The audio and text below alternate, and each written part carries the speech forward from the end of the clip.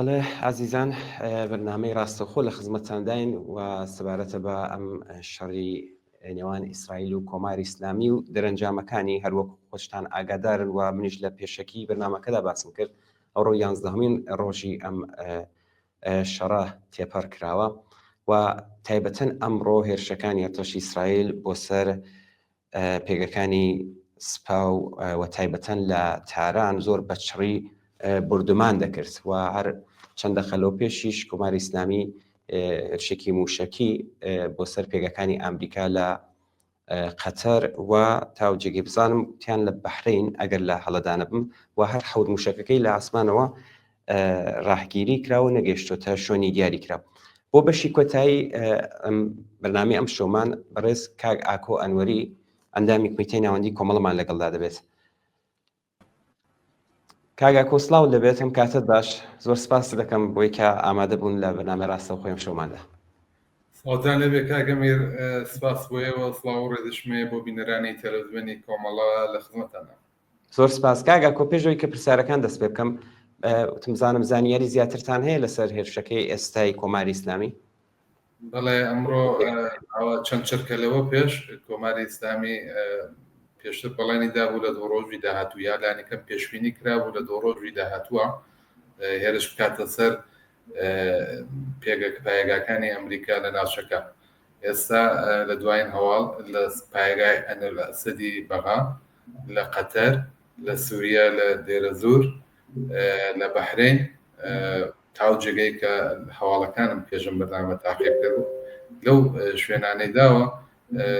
خەسارەتی مادی و گیانی ڕانەگەێنراوە گوایە هەموو موشکەکان لە ئاسمانەوە تەقێنراونەتەوە. هەر ئێستا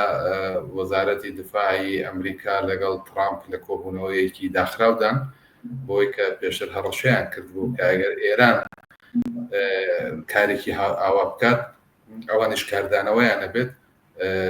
وەزارەتی دفاعی عێراق ئێستا ڕایگەیان کە بەرگری کردووە لە ئاسمانی خۆی لە بەرامبەر موشکەکانە. قەتەر وتوێتی ئەو موشکانە هیچ ئیدانە کردووە موشک بارانەیە ئیدانە کردەوە بەسەر خاکی خۆی وتوێتی کاردانەوەشمان نەبێت و ئەبم کارێکە کۆماری ئیسلامی کردی وا دیارە منتەقەکە شەڕەکە ئاڵۆستر و پیچیلەترە بێت و ئەوەی کە زۆر کەس باسی لێ کرد ئەم مەسەلە بەم ئاسانیە چارەسەر ناکرێت یانانیکەم ئەم شەڕە ئەبعادێکی تری بەخۆگرتەوە و بە قەولی کوردەواریڵێ پەلوپۆی تری هاویشتووە. ئاکۆ پێم باشە من پرسیارێکی تایبەتی تر بکەم ئەم شەڕی نێوان ئیسرائیل و کۆماری ئیسلامی لە ڕێگەی ئاسمانەوە بە کەڵک وەرگرتن بڵین لە تەکنۆلۆژی پێشکەوتووی تەسلیحاتیەوە بووە. جام پرسیارەکەم لێرەدایە کاگاکۆ هێزە سیاسیەکان هەر هەمویان بەگشتی چۆن دەتوانن ڕۆڵیان هەبێت لەسەر ئەم جۆرە شەڕانە تایبەتەن ئەم شەڕی ئێستا کە لە ئارادایە و یاسم باشترەوە بڵین چۆن دەتوانن زیانەکانی کەم بکەنەوە لەم فرسەتە بتوانن کەڵکی لێوەربگیرێت. کاک ئەمیر دیارە ئیسرائیل و وڵاتانی کە ئێستا لەگەڵ ئێرانە لە شەڕدان سنووری هاوبەشیان پێکەوە نییە بۆیە کە لە ئاسمان و لە ڕێگای هەروەکو خۆت باست کرد تەکنۆلۆژیای پێشکەوتووی تەسلیحاتیەوە ئەم شەڕە دەست پێ کردووەوە تا ئەمڕۆژ تا ئێستاش درێژەی پێدە. دیارە ئەم شەڕە هۆکارگەلی زۆری هەبووە حتمما لە تەلەڤیزیۆنی کۆمەڵە لە زۆر شوێن باسی لێکراوە. من نامەوێت بچمە سەر هۆکارەکان چونکە لەوانەیە دووپاتکردنەوەی قسەکان بێت، بەڵام ئەوەی کە چۆن تەئسیر دابنێت لە سەر شەڕەکە یا خەڵک و لایەنە سیاسیەکان چۆن ئەتوانن خەساری ئەم شەڕە کەمکەنەوە بە بڕوای من ئەبێ ئەوە ببێتە جێگەی تەوەر و باسی ئێمە ومانانێک کە سەر بەلایەنێکی سیاسین یاکو بڵێن ئەو جەماوەرەی کە نە لە دەستپێکی شەڕ و نە لە درێژەدانی شەڕ ڕۆڵیان هەبووە و نە ئەشتوانن ئەم شەڕە کۆتایی پێبێنە. ئەزانی من زۆر جار کە لەگەڵ ڕفیقەکانیا لەم لاولا باسم کردووە من ئەمە بە هاوشێوەی هاتنی ویرۆسی کۆرۆناڵە ڤیرۆسی کۆڕۆنا کە هاتە ناو کۆمەڵگای بەشەریەوە زۆر جار تەحلیلە کراوە لە ئازمایشگاکانی چینەوە بووە ئەوە هۆکارگەلی احتمالاً دەستهای پشتی پەردە لە پشتم کۆڕۆناوە بێت قازانجی ئەم لایە ئەو لایتیا بووە ئەمە بەخەرە سەرمایه‌داری قازانجی لێکایە تیای زەرەرمەند دەبێت هەر تەحلیلێک بوو ئەوەی کە ئێمە ئامان کرد ئەوە بوو بە خەڵکمانەوت کە چۆن لە مقابلی ئەم ڤیرۆسەیە خۆیان بپارێزن پێمانەوتن کاری جەمعی بکەن پێمانەوتن بنکە دروستکەن دەرمانمان ئەنارد خەڵک دەرمانی بڵاو کردەوە پێمانەوت چۆن بێداشتایەت بکەن بە خەڵکمانەوت لە بەرامبەر ئەم ڤیرۆسەیە چۆن بچنە ناو قەرەنتینەوە و خۆ بپارێزن لە مقابل ئەم ڤیرۆسە کوشە من ئەم شەڕە ئەتوانم هۆتەلە مقیاسێکی تر شاید ڕوا بخێنە لای یەکەوە مقایسەیەکی زۆر هەوشێوە نەبێ بەڵام ئەوەیە شەڕێک کە ئێمە هۆکاری دەستپێکردنی نەبووین هۆکاری ئیدامەدانیشینین و تاسیریشمان نابێت لەسەر تەواوکردنی ئەخلاقەن بە پێی باوەڕەکانمان بە پێی بنەمایەکی ئینسانی ئێمە لەبەرەی دژی شەڕین لەبەرەی دژی شەڕین و ئەبێت دژ بەم شەڕە ماڵوێرانکەرە کە بۆ هەردوو وڵاتی ئیسرائیل و ئێران تایسێ هەمزیانی گیانی بۆ هەممادی لەو بەریانی بەڵام ئێمە لایەنێکی سیاسی ئەتوانێت هەر بەرەساسی ئەخلاقیات و بیر و باوەڕی ئینسانیەکەی خۆی قەزاوت کات ئەبێ هەڵسوکەوتیشمان بێت ئەبێ ڕاهنمود بدەین ئەبێ سیاسەتی وازح و ڕۆشنیشمان بێت هەرەوەنەی کە بەتەنیا بڵێن ئێمە دژی شەڕین ئێمە داوا لە خەڵکەکەیم بچنە بەرەی شەڕ لێدانەیەک لێمانە پرسێت چۆن بەچی وا بکەین چۆن بەر بەم شەڕە بگرین توانایەکانی ئێمە لەو ئاستە مەحدودەیە جگەلەوەی کە قوربانی شەڕین دەیخۆ ئەوە هەموو کەس دەزانێت ئەوە تۆزێک یعنی جزئی مەفروزاتی باوەڕەکانی ئێمەیە لە بینی دوو وڵاتی سەرمایه‌داری دیکتاتۆر کە شەڕێک ڕوەدا ئێمە دژی ئەو شەڕن بەڵام لە هەر حاڵ ئێمە نابێ بێ هەڵوێستین ئێمە نابێ ڕێگای ڕۆشن نەخێنە بەردەم خەڵک هەروتم وەکو هاوشێوەی ڤیرۆسی کۆڕۆناکە بێ وەڵام وریابین کاتێک گەڵێن دژی شەڕین دژی شەڕبوونەکەمان نەچێتە ناو ئەو بەرەی مقاومەتە یا بەر تەرەفدارانی جمهوری ئیسلامی کە نگەرانن لە درێژە پێدانی ئەو شەڕ سەفی خۆمان لەوان جا بکەینەوە ئەمە بەوازحی ئەمە بڵێن ئێمە دژی شەڕین بۆیە بۆکارانی کە ئێستا من باسی ناکەم ئێوە شوبینەرانیش باشە دەزانێتەوە زۆر باشە کاک ئێمە دەتوانین لایەنە سیاسیەکان بۆ نمونە لەم شەڕاتوانین جگەلەوەی کە ڕاگەیەنین دژی ئەم شەڕین بە خەڵک بڵێن چۆن لەم شەڕە خۆ پارێز ئەوەڵە پێیان بڵێن متشەکل بن لە فکری ڕێخستنی خەباتێکی جەماوەریە بوو ئەوەی کە ئەتوانێت کۆماری ئیسلامی بڕوخێنێت و لە چوارچێوەی دەسەڵاتی ئێمەمانانە هەیە بانگەواز بە خەڵک بکەین بە ڕێکخراوە مەدەنیەکان بکەین بە تەشەکولهای ئیجتماعی وەکو تەشەکولای کاریگەری و تەشەکولاتی سنفی معلیمان و پەرستاران و خوێندکاران و هەمویان ڕبگەن جارێک بێنە سەر شقام تەکلیفی کۆماری ئیسلامی یەکلایی بکەنەوە و ئەوە ڕێگایەکی ئەسڵی و پایەیە بۆ کۆتایی هێنان بۆ شەڕ بەڵام هەتاکوێ ئەماژ ڕێگەخرێ هەتا و خەباتە جەماوەریەش کە بەردەیان هۆکار ئێستا سەڕ بووە کپ بووە لەسەر شەقامنین کە یەکێک لە هۆکارە سەرێکیەکانی هەر خودی ئەم شەڕەیان دەبێت چ ئەوێ بە خەڵک بڵێن چۆن بچەنە ناو ئاگاکان لە ئەگەری بۆمبارانە چۆن خۆیان بپارێزن لە بریندار بوون بە خەڵک بڵێن سیلۆکان و ئەمبارەکانی خواردن دابین بکەن بە خەڵک بڵێن لە دەوری یەک بن لە شوێنە ئەمنەکانە خۆیان مەخفی بکەن دەوا و دەرمان و پانسمان و وەسایلی ئەو ئەمەیە ئەرکی هەنووکەی ئەرکی هەر ئێستا مناڵم ئەتوانن دوودانە پلان هەبێت پلانی درێژماوە و کۆتاماوە بەڵام لە کۆتاماوەیە لایەنێک کە بەرپرس خۆی بەرپرس بزانێت لە بەرامبەر گیان و ماڵ و ژیان و ئازارەکانی خەڵک ئازارەکانی خەڵک بە ئازاری خۆی بزانێت قسەی کلیشەیی ناکات شتی واقعبینا ناڵێ شتی ئێستایی ئەڵێ و ئەوژەوەی ئەوە ژەوانێت بۆ داهاتوو بۆ پلان بەرنامەکانی داهاتوو گوێگر بۆ لایەنە سیاسیەت زیاد بکەن. ئەگەر لە شوێنێک بڵێن ئاوا هەڵوێستی سیاسی بگرن، ئەگەر لە شوێنێک وتمان مێنە سەر شەقام ێستا کاتی نییە، ئەگەر لە شوێنێک وتمان وەرنە سەر شەقام، ئەگەر لە شوێنێک وتمان مان بگرن کاتی مانگرتنە گوێگرمان زیاترە بێت، سیاسەتەکانمان دەچێتە گوێچکەی خەڵکەوە بۆ زیاتر ئەبێت لە جێگەی متمانە زیاتر لە ڕابردوش. بەڵام ئێمە هەر بە کلیشەی بڵێن ئەوە سیاسەتی دوو جەمسەری ئیمپریالیستی، ئەوە سیاسەتی شەڕەنگێزانی دوو وڵاتی زلهێزن کە بەڵێ قازانج و بەرژەوەندی خەڵکی کرێکار و زەحمەتکێشی تیانە. ئەوانە هەموو کەس ئەوە لەو ئێمەتەوە خۆەکە وەچەند نەشیڵێن خەڵک پێیان وایە ئێمە واین ڕۆڵا لە بەرەی شەڕی ئێمە هیچ لایەنێکی شەڕە نین، بەڵام سیاسەتی ڕۆشن و واقعبینانەی ئێمە لەم سەردەمدا ئەبێ ئەوان دەبێ کە پێوەتی. زۆر باشە کاک کۆ دەستت خۆش بێت. ئێمە خەولی خۆشتان ئامادتان پێدا جگە لەوەی کە دەبێت دژ بەم شەڕە بێت، بەڵام دەبێت هەڵسوکەوتمان بێت، بەرنامەمان بێت، پرۆگراممان بێت، نەخشەڕێگامان بێت. جا من هەرچەند بە کورتی باست لێ کرد، بەڵام پێم باشە بزانم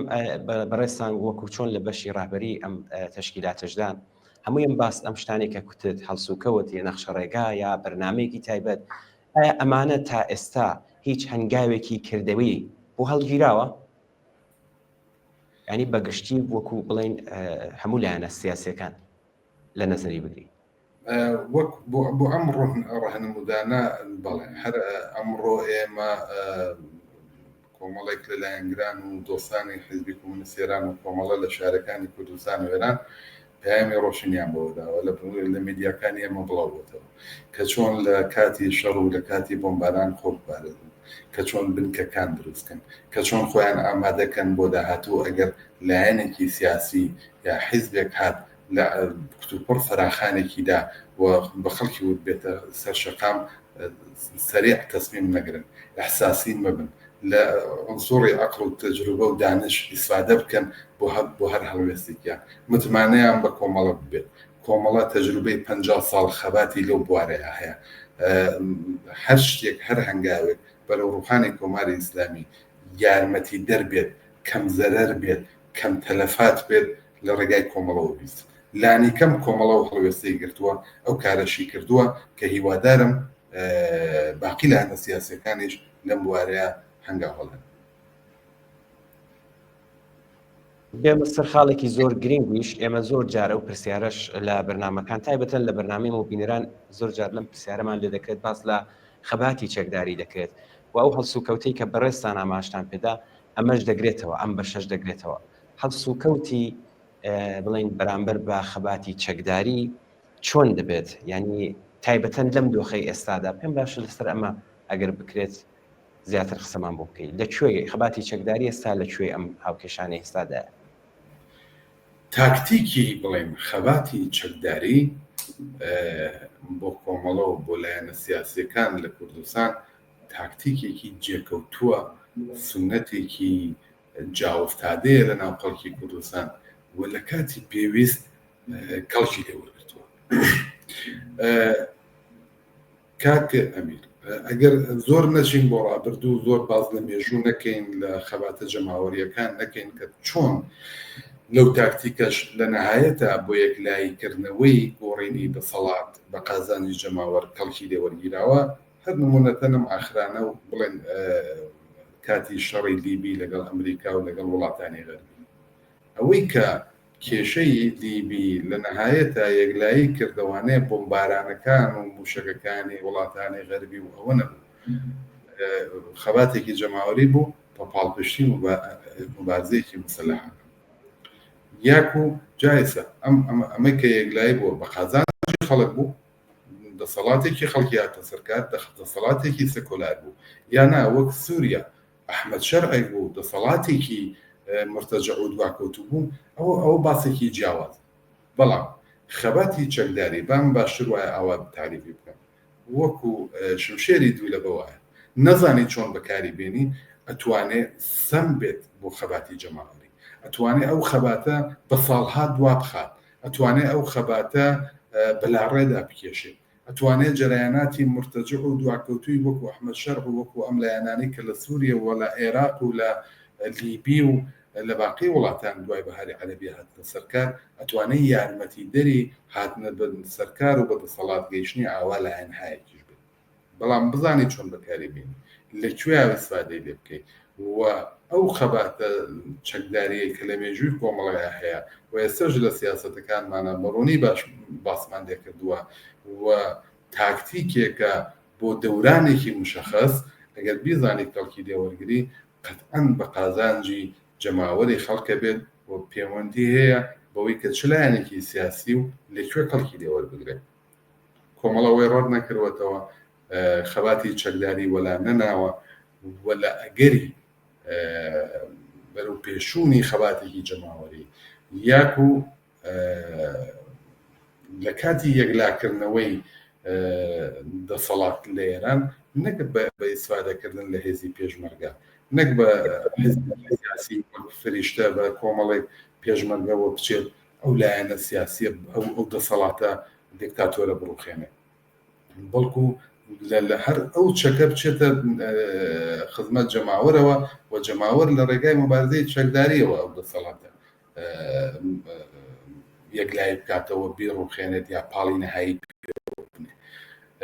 ئەمە بۆ یەکە وتم خەباتی چەکداری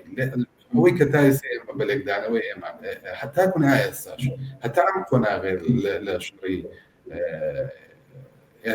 ئێران لەگەڵ وڵاتانی غەربی و بەتایبەت ئەمریکا و ئیسرائیل ئێمە پێمانوانیە ناو لە خەباتە یان تاکتیکە یارمەتیدەرە بۆ ڕزگاری خەڵکی ئێران و بەتایبەت کوردستان ئەم هەموو بەشمێنەتی و فەلاکەت و ستەمەکە هاتووە بەڵکو پێشمان وایە ئیسفادەکردن لە چەک لەلایەن خەڵکەوە ئیسفادەکردن لە چەک لەلایەن جەماوەرەوە لە ئێستایە نەک باش نییە وەکو سەمیش ئەمە لێکدانەوەی تا ئێستامان وەزیەتەکە زۆر زۆر پیچیلەتر لەوەی ئێمە ئەمڕۆ قسە بکەین پلانێکی مەسەلەن بۆ 6 مانگی داهاتووڵێن هەرەوەی احتمالاً بەیانی دوو بەیانی و هەفتەهای داهاتوو ئاڵوگۆڕێک بەسەر ناوچەکەیان بێت وەزیەتەکە وا ئاڵۆز بێت کە لێکدانەوەیەکی ترمان هەبێت بۆ ئەم بارودۆخە بەڵام ئەوەی کە ئێستا ئێمە باسی لێیەکەین ئەوەی کە ئێستا هەیە ئێستایە وەزیەتی ئەو شەڕی بین ئیسرائیل و ئێرانە چونکە پێمان وایە سوپای پاسداران و دەمەزۆرگای جمهوری ئیسلامی ئەگەر چی زەرەباتی کاری ئەگەر چی لە مقابلی باران و موشەکایی بە قەولی لە ئەوڵی پرسیارەکە تا تەکنۆلۆژی تەسلیحاتی وڵاتانی غەربا کەمی هێناوە لە بەرامبەر سەرکوب و خەفەقان و کۆمەڵانی خەڵک کەمینە سەر سوراغی زیندانی کرماشان لەوێ بۆمباران کراوە زیندانی هاتووی لەوێ بەگاڵشکاون بەر بۆ دەگیان زیندانی نۆنەفەری لەوێ کردۆتە قوربانی بۆ یەکە ئەو زەرفیەتی ماری ئیسلامی سەرکوب بۆ جایەتی لەگەڵ خەڵک هەیەتی ئەو زەرفیەتەی تایە ماوە هێشتا هەیەتی و ئێستا بە چەند هۆکاری تر ئێستا ئەو خەباتەمان زەرورەت نییە ئیسفادەی لێ بکەین لەلایەن جەماوەرەوە نەک لە لایەنێکی سیاسی لەلای لایەنێکی سیاسیەوە هەم بۆ خودی لایەنە سیاسیەکە و هەم بۆ خەباتێک ئەگەر پێوێتە ئێستا ئیسفادە لێکردنی سەر بەڵام لە مێژووە کەڵکی لێوەرگیراوە و یەک بۆیە ئێمە هەتا ئاخری ڕەتی ناکەینەوە. زۆر باش کاک ئاکۆ من زۆر جارم پرسیارە ماراستەی میوانەکان کردووە لە تایبەتەن لە بەرنامەیەدا و هەر ئەم شەویش منم پرسیارم لە بەڕێز کاک ئەحمەد ئەسکەندەری کردووە پێم باشە هەرچەند ئەم پرسیارە تایبەت بووە بە ئەگەری ئەم شەڕە و دەرەنجامەکانی بۆ داهاتووی بڵین بۆ ناوچەکە بەگشتی و تایبەتەن بۆ ئێرانی بەڵام من پێم باشە مشەخصم بێمە سەر ڕۆژهەڵات و پێم باشە ڕای ئێوەش بزانم ئەو ئەگەرانی کە دێنە پێش بۆ بەردەم ڕۆژهەڵات و خەڵکی کوردستان پێتان وایە چین؟ هەروەکو باسم کرد وەزیەتی مندەقەکە بە شدەت ئاڵۆزە ناتوانین تەحلیلی شەفاف ڕۆشن ویا حتا سیاسەتمەدارانی زۆر کارکوشتەتریش بێن دقیق بڵێن ئەو ئیتفاقە ڕوەدا و زەمانیشی بۆ تەعیین بکەن و لە داهاتووە بڵێن بەکەم لاکەوێت زۆر کەس پێوە بۆ ئێستاش هەر خەڵکانێک پێیان وایە کە ئەمریکا نایەتە ناو شەڕە لە بەرژەوەندیان نیە ئەمریکا ئیسرائیلی کردوتە وەسیلەیەک بۆ تەسلیمکردنی ئێران لە مقابل خواستەکانی خۆی بۆی کە ئیمتیازی زیاتر وەرگرێت لەسەر مێزی مزاکرە احتمالی کەم لێدرا ئەمریکا واردێم شەڕە بێت بە حکمەوەی کە لەناو ئەمریکاشە و حتا خودی ترامپ بە شعاریەوە هاتە سەرکار کە ئەمریکا چیتر لە دەخاڵەتای نظامی لە ڕۆژهەڵاتی ناوەڕاست ناکات وەسعیەکە ئابوووریەکەی ببوژێنێتەوە و ئابووری خۆی لەو بەشای سەرف ناکات بە هۆکارگەلی ئاوە خەڵک پێوا بوو ئەمریکا دەخاڵەت ناکات بەڵام کردی خەڵک پێوا بوو ئێران ناکەوێتە مقابل ئەمریکا و کاردانەوەی نابێت لە مۆزیەتەیە زۆر کەس پێوا بوو ناڵم هەموو خەڵک ئەمە مطلق باسی ناکەم فقط بیستومە لە کارشناسانی جۆرا جۆر لە کاناڵە فارسیەکانەوە تا زۆر کاناڵی تری کوردی ومانە کە من گوێبیستی لێکدانەوەکان بووم وایم بردەوە کە ئێران ئەم خەتا ئیستراتیژیکە ناکاوە وەڵامی ئەو بۆمبارانەی ئەمریکا نادەوە کامڕۆ بینیمان کردی بۆیە کە وەزعەکە ڕۆژ بە ڕۆژ بەرەو ئاڵۆدیەچی دقیق بڵم کەچی ڕوەداننا بەڵام زۆر کەس پێی وایە دوو احتمال هەیە بۆ داهاتووی کۆماری ئیسلامی زعیفە کۆماری ئیسلامی ئەوە بڵێن حتمما پێشتر لە بەرنامەکەیە باسی دەکراوە ئێوەش لەگەڵ میوانانە باسان لێکردووە هەموو هێزە پرۆکسیەکانی خۆی لەدەستداوە بە شارە سەدی لەدەستداوە لە منتەقە زعیف بووە لە ناوخۆ ئەکسری فەرماندە نظامیەکان و کاربەدەستانی نظامی و توندڕەوەکان و بەشی ئیدۆلۆژیکی سەر بە خامنەی ئەکسەرەن لێدران وژران و زۆر یەک لە پایگا موشکیەکان بنکە موشکیەکان موشکای بالیستیکی هەمووی لێدراوە سایتای هەستەیی لێدراوە بە هەموو معنایەک بڵێن کۆماری ئیسلامی زعیف بووە لەو حاڵەتەیە احتمالی هەیە لە شۆڕشێکی جەماوەری لە خەباتێکی جەماوەری کە کوردستان زەمینەکەی هەیە بە دەلیلی ئەوەی کە سازماندان لە کوردستان ئاسانترا بە دەلیلی ئەوەی کە لە کوردستان حیزب هەیە خەڵک گوێی لێگرێت حیزب هەیە لایەنە سیاسیەکان خەڵک بەدەم بانگەوازەکانی وەچن ئەتوانێت ئەم کۆماری ئیسلامیە زعیفە بە خەباتێکی جەماوەری لە کوردستان ڕاماڵەوە ئەم داگیرکردانە لە کوردستان کاتەدە بەفشاری خەڵک ئەگەرێکی تریشکە زۆر کەس پێی وایە و منیش بە دووری نازانم ئەوەیە کە کۆماری ئیسلامی لەم دەورانی زعفەی خۆیان ڕۆژهەڵات تەسلیم کا وەکو ڕۆژاوە تەسلیمی کات بیدا بەلایەنێکی سیاسی لە دانیشتن لە مذاکرەیەک لەگەڵ خۆیانە تەسلیمی کات و هەموو هێزی دفاعی خۆی بە شوێنە پیشەی شارە سەقاتیەکان چاڵەنگەکانی زیاتر مثلا ئەوانەی کە شوێنی کەجێڕانی ئەوانە هێزی دفاعی بۆ پاندەچنی ئەو شوێنانە بەکاربێنێ و بۆ نمونە وسانێکی بەلوچستان یا بە دەرەجەیەک کوردستان زیاتر بوونی خەباتێکیش ئەوە تەسلیم بکات و ئەم احتمالاتە بۆ داهاتوو ڕۆژهەڵاتی کوردستان زۆر کەس نازانێت و ئەگەر زۆر کەسیش پێی وایە حکمی ئەو هاوڵڵیە تشکلە پێویە سیاسیە ئەو دوژمنایەتی کە لە ناو خەڵکی کوردستانە بەرامبەر بە کۆماری ئیسلامی بە حەق هەیەتی سەریع یەکدەست بن بۆ کۆماری ئیسلامی لە کوردستان دەبێت پێیان وایە شارە سەرەتاییەکان ئیسلامی ڕزگاریە بێ شارەکان ڕۆژهەڵات ئەم دوو احتمالە نزیکە بۆیە کە پێویستە کەلایەنە سیاسیەکان ڕۆڵیان هەیە وتم بۆ پێگەی کۆمەڵایەتیان خەڵک گویان لێگرێت سەریع بێنە سەرخەت ئامادە بن لێک نزیک ببنەوە لانیکەم لەسەر حەدیەکان من تەبلیغ بۆ بەرنامەی کۆمەکان بۆ بڵاوەکانی کۆمەکان ئەهداف و ئامانجی دوا ڕۆژن ڕۆشنە بەلایەنەکانی ترش ڕۆشن بەڵام لەسەر حەدیەکان ئەبێ ئێمە پێک بین ڕێگەمان نییە چارمان نییە ئەگنا ڕوخانی کۆماری ئیسلامی ڕێگە ڕوخێت بەسەر خەڵکی کوردستانیشان دەسەڵات مرتجع و دوار تو زمینەشی هەیە پشتیوانی مادیشی هەیە هەر لەلایەن وڵاتانی دەوروبەری عەرەبی وەکو عەرەبستان سەلەفیەکان و وای لێم بەلا بنمونەی مفتیدایەکانمان بووە بەڵام ئێستا بە دەرەجاتێک قەویتر وەهابیەکان و سەلەفیەکان و کارە ئێستاش کێشەن بۆ لەبەر بۆ خەڵکی کوردستان ئەوانە ئەتوانن بە پوڵی زۆر بەهێزی چەکداری زۆر سەرنوشتی ئەو خەڵکە بگرنەوە دەست بۆ خەڵک لەوەی کە هەیە بەرەو خراپتر بچێت بۆیە کە پێویستە لایەنە سیاسیەکان سەریعتر خێراتر جاران هەنگاو بڵێنن بۆ من ئێستاکە باست کرد وەکو کەسێکە لەناو کۆمەڵە ڕێکخراوی کوردستانی حزبی کۆمۆنیستی ئێران ئاگادارم لە مێژە بۆ مەسەلەیە هەنگاوانێ لە مێژە هەموو شەرت و شروطەکانی خۆی کە ئەگەر لەسەر زۆر مەسایل هەبووە بە قازانجی خەڵک لای برد چاوی لێ پێشاندوو. کاگاکۆ ببوورە ئێوە قسەکانت ببوورە زۆر ئاماژت بە خاڵێکی زۆر گرنگ کرد لەگەڵ هەر لایەنێک کە قسە دەکرێت هەموو دەڵێن ئێمە هەنگاو هەڵدەگرین و ئەمانشمان کردو و حازریشین بۆ هاوکاری بەڕاستی جگە لە ئەو جیاوازی فکری سیاسی ئیدئۆلۆژی کە هەیە واقعەن ئەو مانعی کە لەسەر ڕێگایە چییە؟ پێم باشە کاگاکۆ هۆکاری ئەوەی کە ئەم لێک نزیک نەبوونەوەی چییە؟ پێم باشە کەمێک ڕوونکردنەوەمان پێ بدەیت. من پێم وایە هۆکاری سەرەکی ئەوەیە کە ئێمە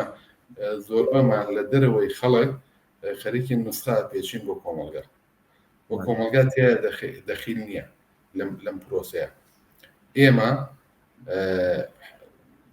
خواستێکی وحدە تەڵەبی خواست ئارەزوویەکی لێک نزیک بوونەوە لە ناو خەڵکا بینین بەڵام خەڵک لە پرۆسەکەیە بەشدار نییە جەماوەر بەشدار نییە خودی لایەنە سیاسیەکان لایەنە سیاسیەکانیش کە دێنە پایدانیشتن و گفتوگۆ حیزبیەتی و ئەگەر بە تەوهین نەبێت یا بە اتهام نەبێت مەسەلەی سێکتاریستی حیزبی زاڵە بەسەر زۆربەی لایەنە سیاسیەکان وە دوور نەکەوتنەوە لە ئامانج و ئارەزوو و ئەهدافە دراز مودەتەکان درێژ ماوەکان زاڵە بەسەر لایەنە سیاسیەکان. من بۆەوەی کە بڵێم ئێمە هەنگاومان هەڵگرتووە لانێکەم وەک باقی لایەنەکان نەبین من بڵێم لە کۆنگرەی 16 و 17 خۆمانەوە سەنەدی ڕسمی مسەوەبمان هەیە بەنسبەت ئەو مەسەلەوە هاوکاری لەگەڵ سیاسیەکان بەرەساسی زەرورەت نە بە ئێبتدا بە ساکن. ئێستا بە بڕوای من زەرورەتەکەی هاتووتە پێش زەرورەتەکەی لە هەموو کاتێک زیاتر هەنووکەیە ئەمڕۆ ناکرێت دوای خێت بێ هەموو لایەنە سیاسیەکان بە سەرەترین زمانی ممکن لە دەوری یەک کۆببنەوە لەسەر حەدی ئەقەلی داخوازیەکانی خەڵکی کوردستان تەجروبەمان بووە پێشتر ئەوای انقلاب بۆ دانوستان لەگەڵ کۆماری ئیسلامی بۆ پێکێنانی بەرەیەک حتا کوردستانی باشوور تەجروبەیەکی باش بەرەی کوردستانیان دروست کرد مناڵم ناوی لێ بنێن ناوی ئەنەن چی هەر ناوێک کەیف خۆیان بەڵام لەسەر حەدی ئەقەلی خواستەکانی خەڵکی کوردستان لایەنە سیاسیەکانی فعال لە کوردستان دەبێت ئەمڕۆ لەگەڵ یەکدانیشن دانیشن کەن پلان داڕێژن بۆ ئەوەی کە لە ئەگەری ڕوخانی کۆماری ئیسلامی نەڕوخێ بەسەر جەماوەری خەڵکا و جارێکی تر خەڵک تووشی بەڵایەکی تری وەکو کۆماری ئیسلامی نەبێت لەسەر هەندێک خاڵ پێکێنانی فەزایەکی دموکراتی ڕوخانی کۆماری ئیسلامی لە ڕێگای شۆڕش ئەوەی کە هیچ لایەنێکی سیاسی و حەلی کێشەکان دەست بۆ چەک نەبات بەڵێن بدەین کە شەڕی ناوخۆ دروست ناکەین بەڵێن بدەین کە ژیان و گوزەرانی خەڵک تاڵان ناکەین دابینی ئەەکەین بەڵێن بدەین کە بیمە کۆمەڵایەتەکان کە تاوا دەبێت فەرموو سیاسی لەسەرەوانە ناکۆکنین پێوا بێن لەسەر خاڵات بەشانە لەسەر نەحوەی مدیریەتکردنی کوردستانی داهاتوی ڕۆژهەڵات پێکەوە بین بۆی کە ببینە ئومێدێکیش بۆ خەڵک نەمایی یاس و ناومێدی. زۆر سپاس بۆ کاگاکۆوان نووری ئەندامی کومیتەی ناوەندی کۆمەڵە بۆ بەشداریتان سپاس بۆی بەش عزیزان و خۆشەویستان بۆی کە تا ئێستا لەگەڵ مابوون تا بەرنامێکی ڕاستەوخۆی تر هەر بەژین بە شادی و بەختەوەری.